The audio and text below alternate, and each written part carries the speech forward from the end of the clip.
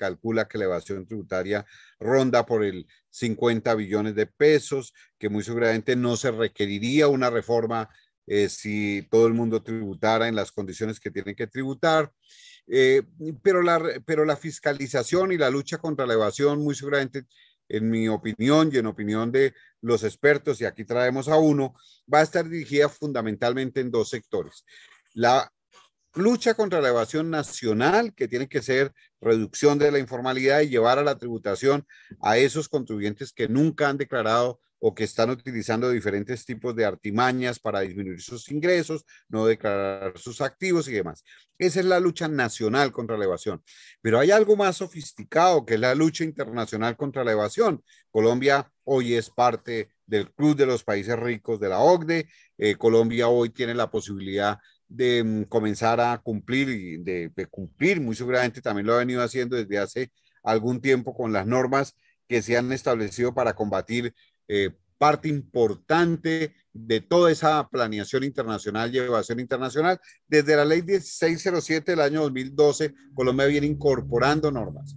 A nivel internacional, la OCDE ha recomendado 15 acciones BEPS que están dirigidas fundamentalmente para la lucha contra el traslado de los ingresos de fuente nacional a jurisdicciones de menor imposición fiscal, y nosotros en Colombia hemos hecho la tarea de manera acuciosa. Hay normas. Hoy creemos que la fiscalización, a pesar de que la reforma tributaria no menciona específicamente algunos aspectos de esto, son importantes, y la planeación internacional sí que se convierte en importante de realizar en el momento, y la fiscalización, por supuesto, de cuidar.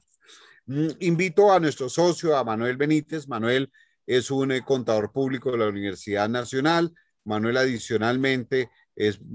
especializado en Derecho Tributario y Derecho Tributario Internacional de la Universidad Externado de Colombia, y es nuestro socio dedicado exclusiva y totalmente a todos los temas de la planeación internacional. Quisiera preguntarle a Manuel, primero comencemos con los de nivel local. La reforma sí tiene unos puntos para combatir la evasión a nivel local, que nos vas a comentar, que tienen que ver con el RUT, que tienen que ver con la factura, pero comencemos con el RUT. Manuel, ¿qué dice la reforma? ¿Qué quedó aprobado en la reforma con respecto a esas medidas para combatir la evasión en materia de RUT? Bueno, Pedro, pues muchas gracias. Gracias a todos los asistentes a estos espacios que siempre son gratos para compartir con ustedes nuestras experiencias y nuestras reflexiones desde el punto de vista de nuestro expertise como asesores. Pedro, como bien lo mencionas, hay una buena parte internacional que tiene que ver con BEPS, como vamos a ver de pronto en un momento, y con la inclusión de nuevas entidades y nuevos actores dentro de lo que es las sugerencias de todos los temas de fiscalidad internacional que luego se van integrando a nuestro ordenamiento jurídico propio. Pero en el caso específico del RUT, como tú lo preguntas, en la misma reforma ya tal cual como quedó el texto aprobado, pues se habla nuevamente de la importancia del RUT, pues que es ese registro de los contribuyentes, y básicamente tiene dos iniciativas. La primera, pues habla acerca de ese registro de los nuevos contribuyentes, y habla básicamente del tema que pues los nuevos contribuyentes, los que no hayan estado a declarar en los años anteriores, pues van a tener como plazo para la inscripción dentro del RUT hasta la fecha que tenga de plazo para declarar, sin perjuicio de que por otra condición debe haberse inscrito de manera previa anteriormente. Y otro tema que es que sí va como es dentro de esas estrategias puntuales para la lucha contra la evasión, pues tiene que ver con que ahora la DIAN tiene la potestad de hacer una inscripción de oficio de los contribuyentes que se identifiquen por distintos medios de información. La reforma tributaria habla que puede cruzar información, obviamente utilizar información de la misma DIAN, que es como la fuente de información más grande que tendría para identificar estos contribuyentes, que se hace a través de la famosa información exógena, pero la misma norma también habla que podría intercambiar información con el Departamento Nacional de Planeación, la Registraduría Nacional, Migración Colombia, inclusive en el caso, por ejemplo, de los expatriados o de temas de personas que entran o salen del país para validar su estadía. Entonces, digamos que puede recabar información de todas estas entidades con el ánimo de realizar una inscripción de oficio de los contribuyentes al RUT. Inscripción de oficio que por supuesto pues tiene las consecuencias adicionales, que es si vía medios magnéticos, por ejemplo, o vía la información que envió una notaría, resulta que se identifica que un contribuyente obtuvo un ingreso y que este pues no está presentando su declaración, pues la DIAN puede hacer la inscripción de oficio e iniciar todos los procesos de cobro o de determinación del tributo y luego de cobro con esta persona, ya viéndolo ubicado dentro del universo de contribuyentes, ya está plenamente identificado e inscrito para que cumplan de debida forma sus obligaciones. Entonces, esta inscripción de oficio le da como esos dientes a la administración tributaria para poder meter en cintura a los contribuyentes que hasta ahora pues han venido como quedando fuera del radar. Sí, bueno, importante. Y también oí una discusión en el Congreso frente a la posibilidad de lo que el gobierno considera hoy utilizar la factura electrónica como un método de pago, sí, de pago, de cobro, de presentación de las obligaciones tributarias. ¿Qué nos puedes contar al respecto? Sí, ese es un tema bastante novedoso desde la primera vez que tuvimos acceso a lo que era el texto de la reforma tributaria, pues es una iniciativa que es una iniciativa muy fuerte para los contribuyentes y como tú bien lo mencionas, pues es como la fase final el eslabón final de esa cadena que ha venido siendo el proceso de adopción de la facturación electrónica. De hecho, la misma reforma trae también unos artículos sobre todo este tema de facturación electrónica que en la reforma pues quedó como algo llamado sistema de facturación y pues menciona todo el tema de facturación electrónica, facturación contingente, otros documentos aceptados y demás. Y luego, a renglón seguido, cuando uno lee la reforma, pues se encuentra con este artículo que lo que busca es adicionar al estatuto tributario el artículo 616-5 y el nombre, desde el nombre pues lo dice todo, dice determinación oficial del impuesto sobre la renta y complementarios mediante facturación. Este mediante facturación tiene dos aristas. La primera, pues cuando uno lee el artículo, lo que indica el mismo es que la DIAN va a tener la potestad de, mediante la información que recaude con el sistema de facturación electrónica, tanto de ingresos como de costos o gastos del contribuyente, ingresos derivados de la misma información que el contribuyente va a enviar a la DIAN con las facturas electrónicas, y de costos y gastos, pues mirando la facturación electrónica de los demás obligados para ver qué operaciones de costo o gasto tuvo el contribuyente. Entonces, toma esa información de ingresos, toma esa información de costos y gastos y hace una determinación del tributo. Ahí pues ya empieza a haber varios temas complicados y es que pues esa determinación oficial del tributo bajo este método pues va a prestar mérito ejecutivo y sobre todo pues que la información del mismo o la liquidación del mismo se va a hacer mediante una factura que va a expedir la DIAN. Factura que, digamos, lo más cercano que tenemos actualmente en nuestra práctica cuando presentamos una declaración de renta, podría ser la información sugerida que te aparece cuando vas a diligenciar la declaración de renta. Como persona natural, tú entras a diligenciar el formulario y ahí ya hay una información que la DIAN ha traído de los medios magnéticos. Con una gran diferencia, esa información para el caso de las personas naturales es un tema pues informativo, es un tema sugerido y es potestad de la persona natural cuando entra a hacer su declaración de renta incluirla o no, dejarla como está o modificarla. Mientras que los contribuyentes que vayan a ser objeto, obviamente esto tiene que someterse a reglamentación de la famosa liquidación del impuesto por factura, pues sí tienen unas implicaciones complicadas en caso de que no utilicen el procedimiento que trae la norma para poder decirle a la DIAN que no están de acuerdo con esa factura. Bueno, interesante, muy importante. Ahí nos queda un poquito la expectativa de cómo el contribuyente que no tiene una información determinada puede ser notificado por factura, la publicidad, etcétera, etcétera, que ordena la Constitución, pero ya eso será para otro tipo de discusión. Manuel, adentrémonos en el mundo de la tributación internacional. Hoy el mundo y Colombia tiene varias características. Es un país globalizado, es un país miembro de la OCDE, es un país que cuenta no con muchos, pero sí con importantes contratos o convenios de doble imposición que busca precisamente eliminar la tributación doble en dos jurisdicciones, pero nos preocupa mucho también la otra parte y la cara de la moneda, ya no la doble imposición, sino la doble no imposición, o sea, no paga en ningún país, pero además o la sofisticación que las grandes empresas, a veces mucho más poderosas que un país, han venido haciendo la planeación internacional, la posibilidad de tener en una parte su centro de pagos, en otra parte el domicilio respectivo, generar desde una jurisdicción unos ingresos, generar ventas desde cualquier lugar y establecer con sus vinculados económicos diferentes figuras de tributación. Hoy la tributación internacional es cada vez más compleja, la planeación es cada vez más especializada y nosotros como administración tributaria pues tenemos que ponerle también cuidado, así como fiscalizamos a los nacionales, la DIAN está fiscalizando a los internacionales y esa fiscalización es ya una labor de marca mayor a la cual tenemos que tenerle todo el cuidado del mundo. Colombia ha sido, creo que bastante juicioso en incorporar muchas de las acciones BEPS a la legislación, inclusive hasta estos que fijaban los mecanismos de planeación tributaria agresiva, que hace que pues, los asesores y las empresas cuando hagan esa planeación tengan que mencionar a la administración, pero otra cantidad de temas que están concebidos en las normas BEPS. Por eso me gustaría que nos hablaras sobre cuál ha sido el proceso de adopción de estas medidas en la legislación colombiana y qué efecto podría tener en la tasa de tributación de los contribuyentes. Tú que eres un experto en materia de impuestos internacionales. Ok, pero aquí simplemente quiero, digamos, hacer un comentario sobre el tema anterior que se nos quedó en el tintero. Es muy importante para que nuestros clientes lo tengan en cuenta. En el tema de la publicidad, como tú mencionabas, y hace que la norma esta de la liquidación del impuesto por facturación sea compleja, dice que simplemente se entiende ese requisito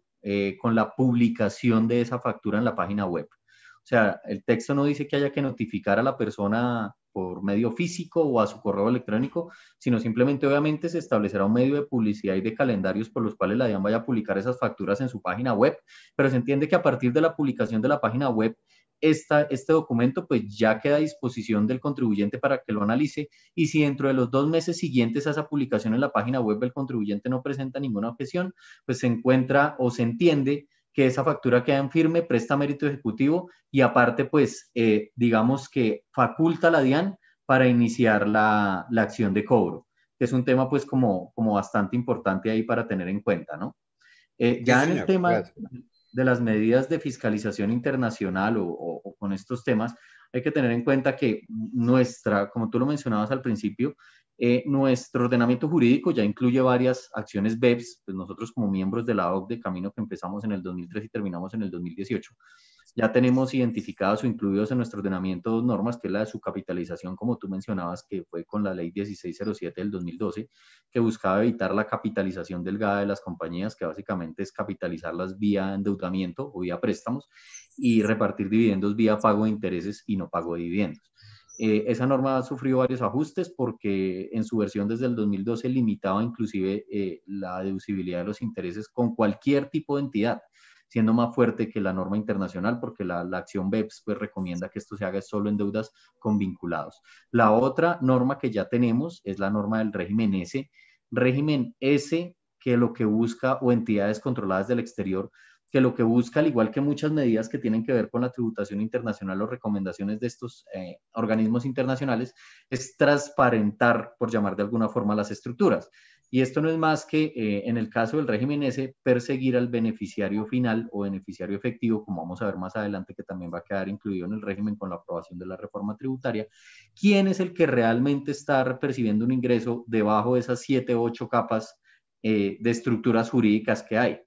Como siempre comentamos, puede haber una persona jurídica en Colombia que está recibiendo unos dividendos o rendimientos financieros en Irlanda, pero encima de esa entidad irlandesa hay una en BVI, otra en Barbados, otra en Delaware, y lo que buscan este tipo de normas es quitar ese velo o transparentar todas esas entidades para llegar a perseguir quién es el beneficiario final y pues grabar en la jurisdicción donde corresponda el ingreso. Acá hay un tema que también hay que tener en cuenta y es que si bien nosotros pues siempre hemos acogido recomendaciones de la OCDE como miembros que somos actualmente de la misma, llama la atención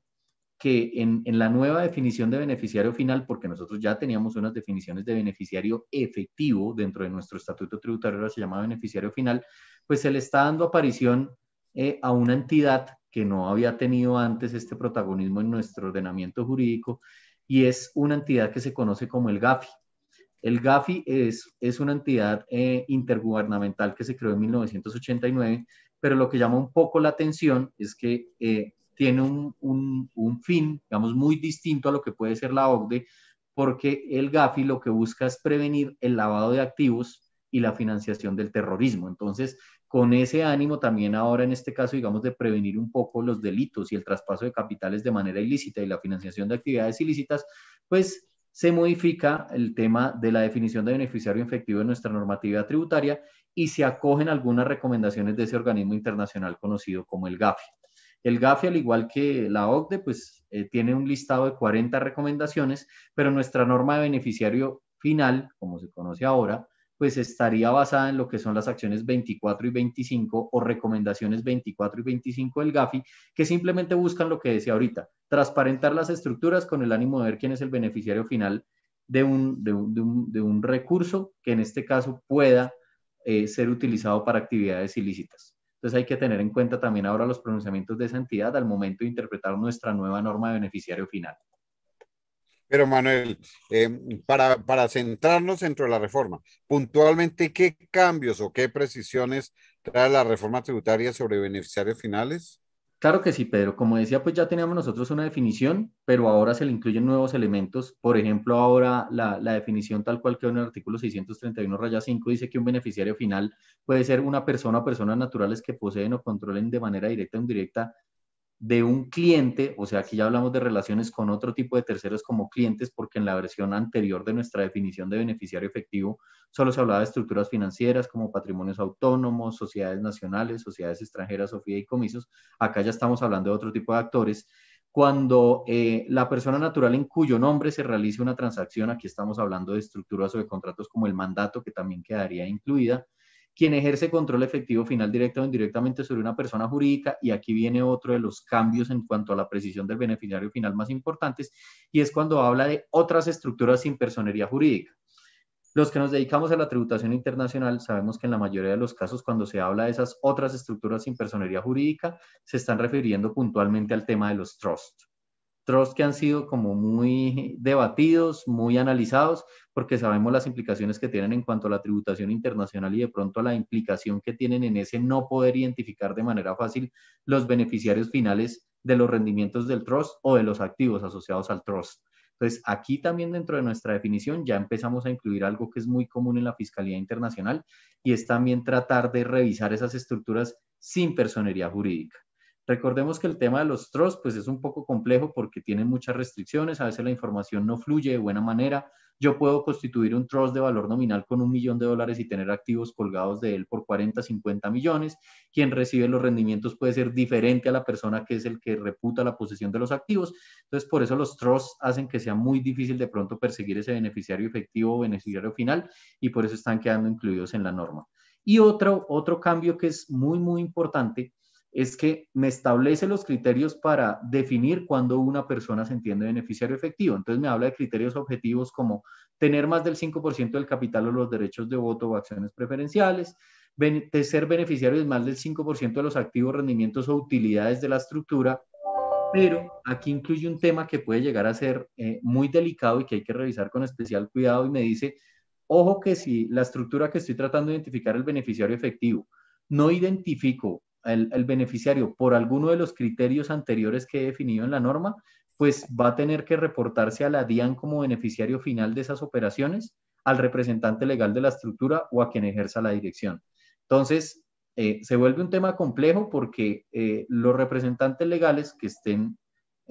como su nombre lo indica, representando entidades jurídicas que estén inmiscuidas dentro de estructuras de planeación tributaria internacional, pues pueden también empezar a tener ahora responsabilidades desde el punto de vista tributario en caso que el beneficiario final de la operación no se pueda identificar. Entonces, caso complejo para los que sean representantes legales de este tipo de estructuras.